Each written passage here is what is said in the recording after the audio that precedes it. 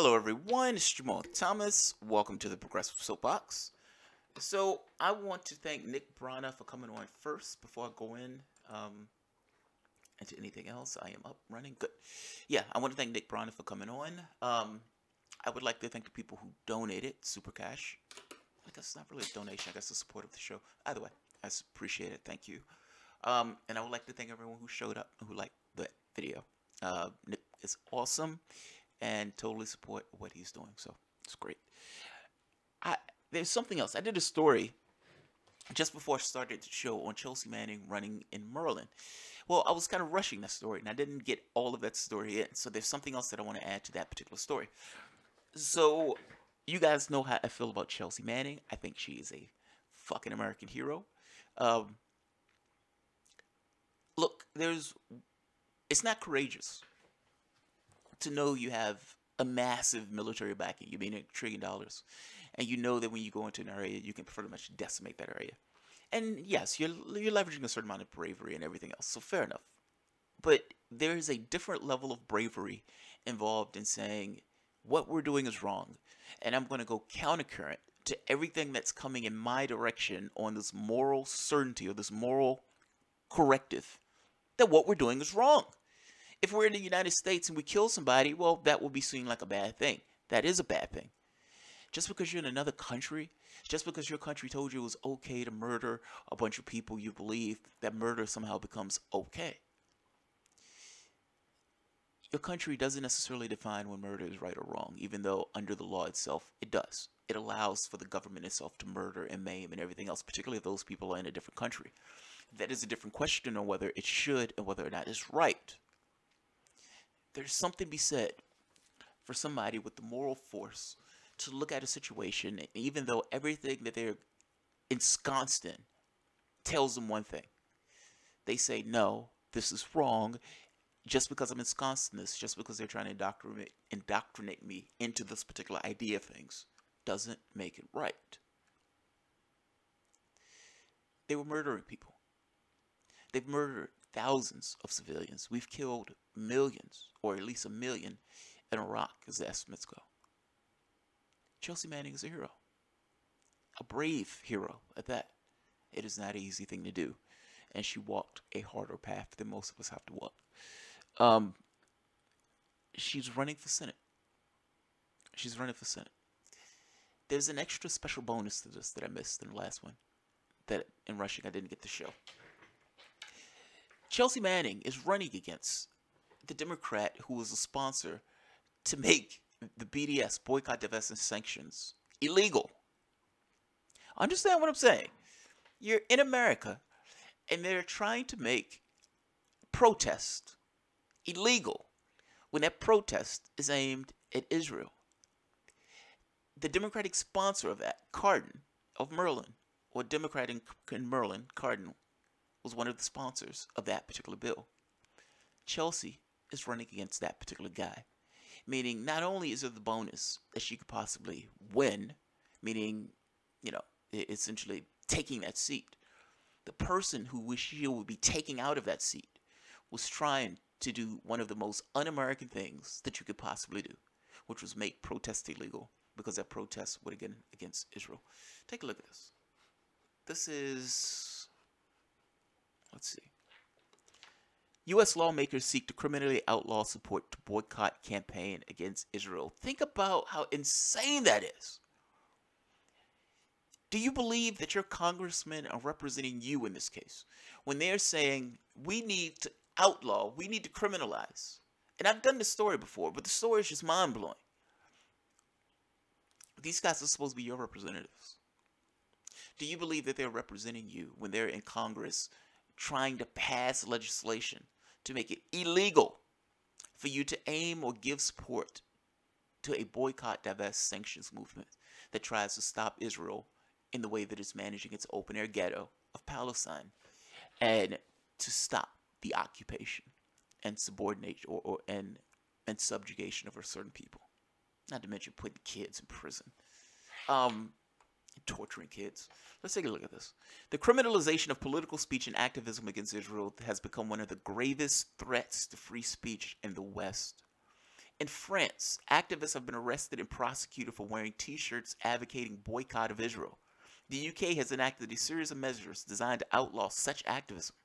In the United States, governors compete with one another over who can implement the most extreme regulation to bar businesses from participating in boycotts aimed even at Israel's settlements, which the world has regarded as illegal, at the very least murderous, or theft, I should say. On U.S. campuses, punishment for pro-Palestinian students for expressing criticism of Israel is so commonplace that the Center for Constitutional Rights refers to it as the Palestinian exception to free speech.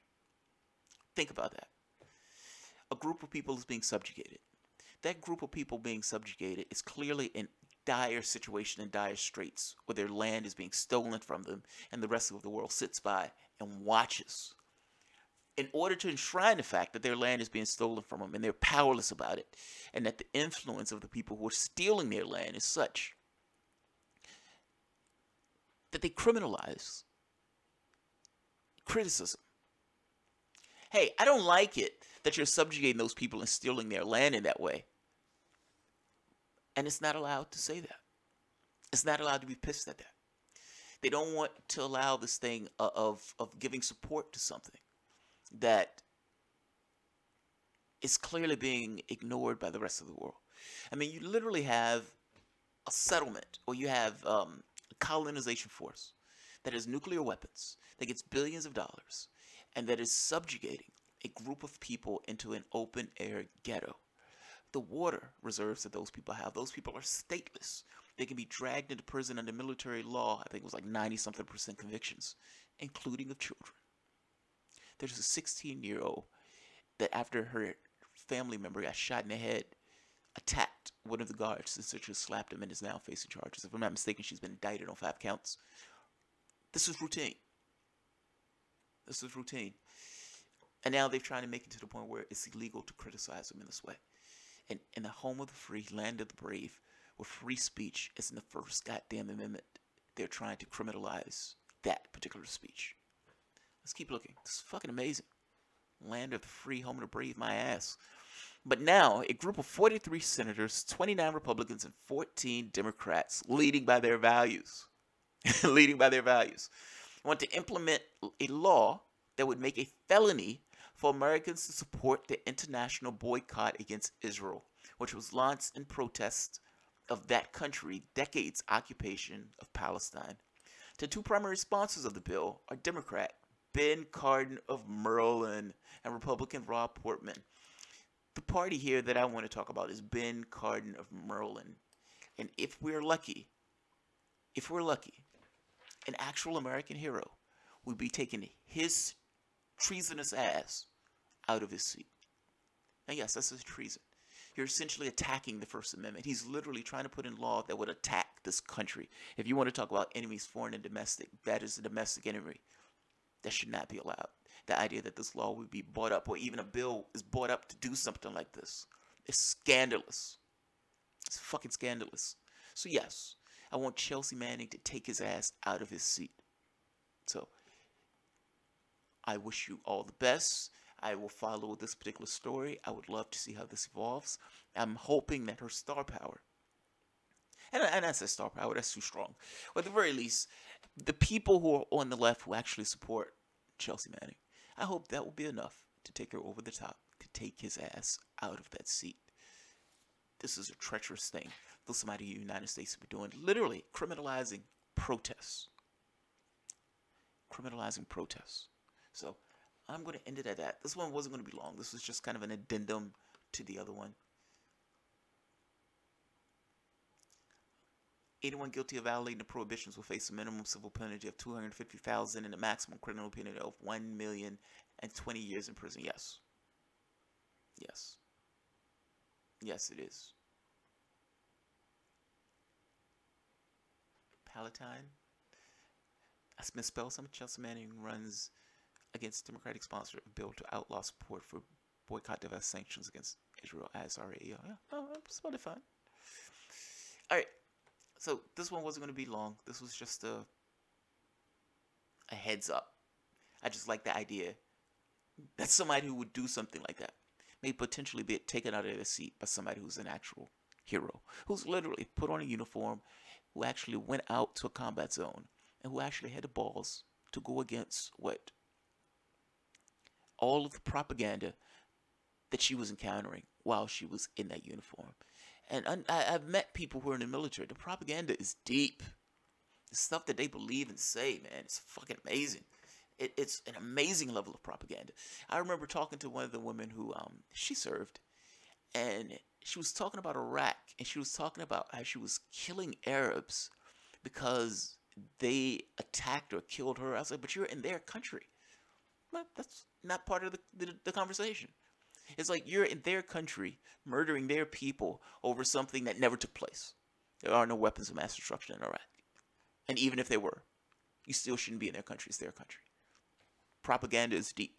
Didn't understand it, didn't grasp it, wouldn't still believe there were weapons of mass destruction in Iraq. To this day, still believed it. It's fucking amazing.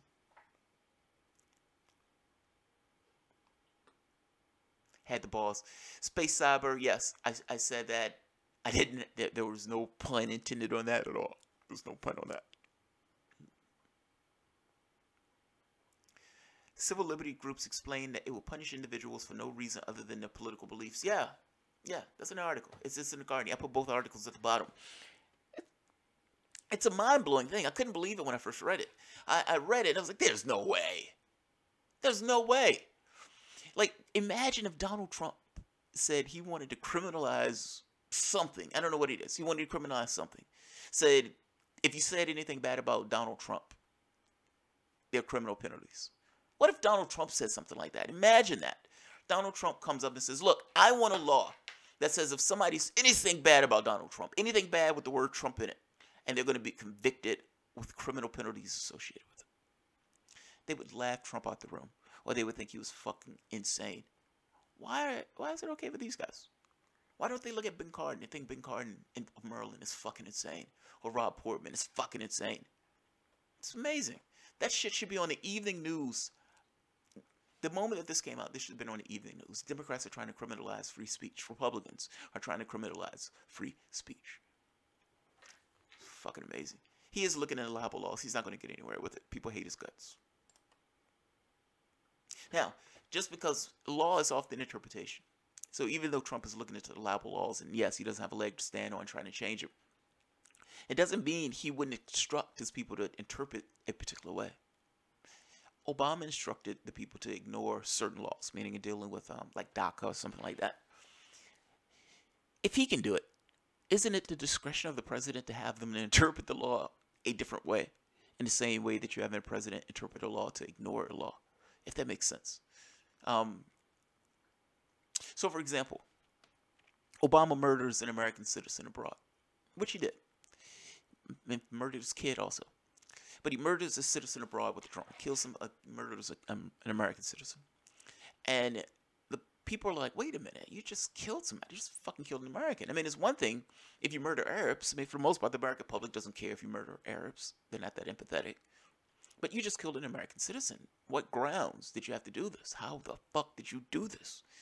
And the excuse that Eric Holder gave was, well, look, judicial review can be done outside of the judicial branch.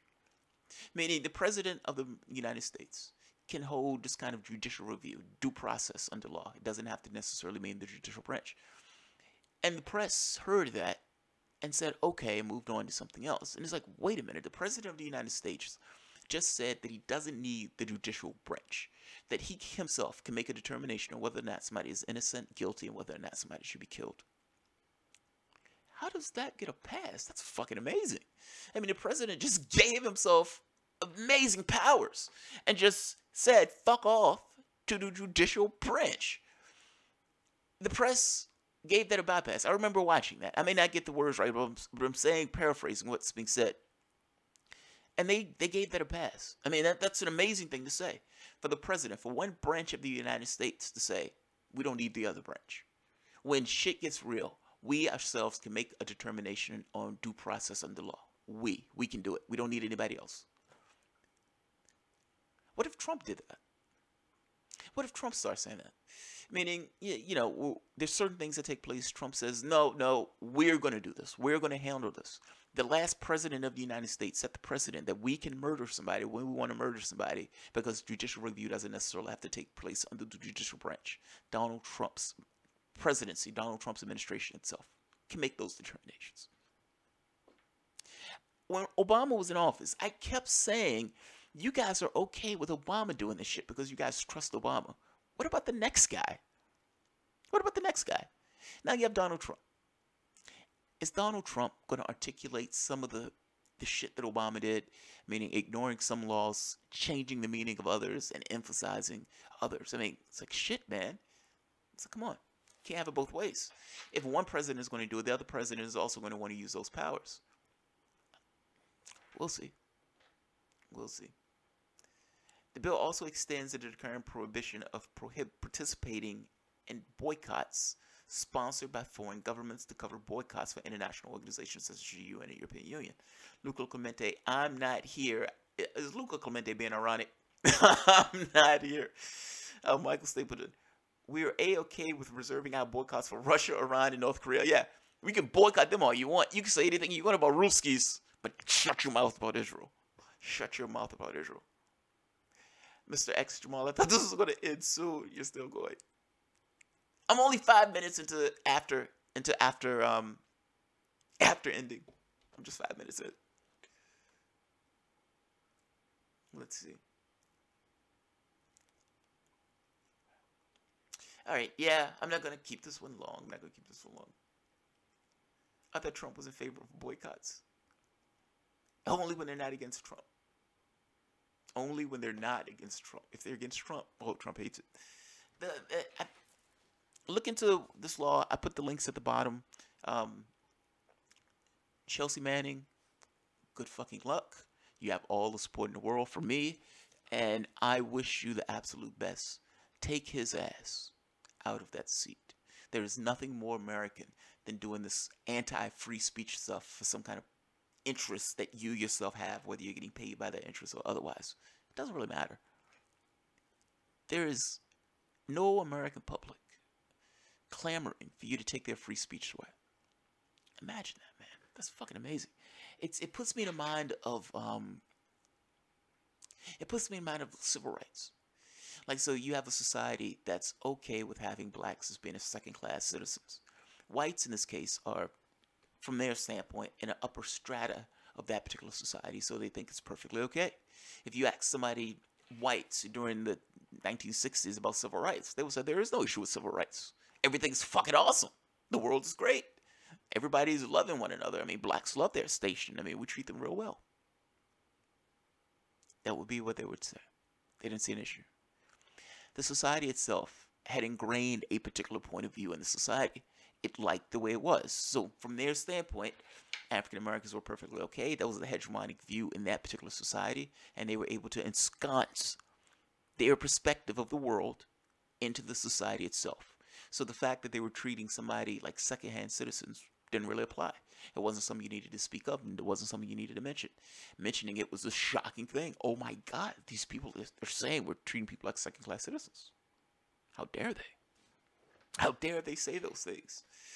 This feels similar to me. Not exactly, but it feels similar. With the second thing where it's not a hegemonic view. It's a heavy-handed view of this. Where the state itself is saying, we don't care what the public wants. We ourselves, because we ourselves have this interest where we ourselves can gain in some way. I have this particular interest where these people are paying me, or I just have this particular point of view of the world. Fuck the larger society. This is my particular interest and my particular point of view of the world. And I'm going to shrine my interest and my point of view of the world into law to adversely affect everybody else. This is not the public clamoring for this. This is the point I'm getting. This guy's supposed to be representing the state of Maryland. He's only representing his goddamn self and the minority interest that's pushing him to do something like this. It's treasonous. I am looking for, and I don't mean it in the literal dictionary way.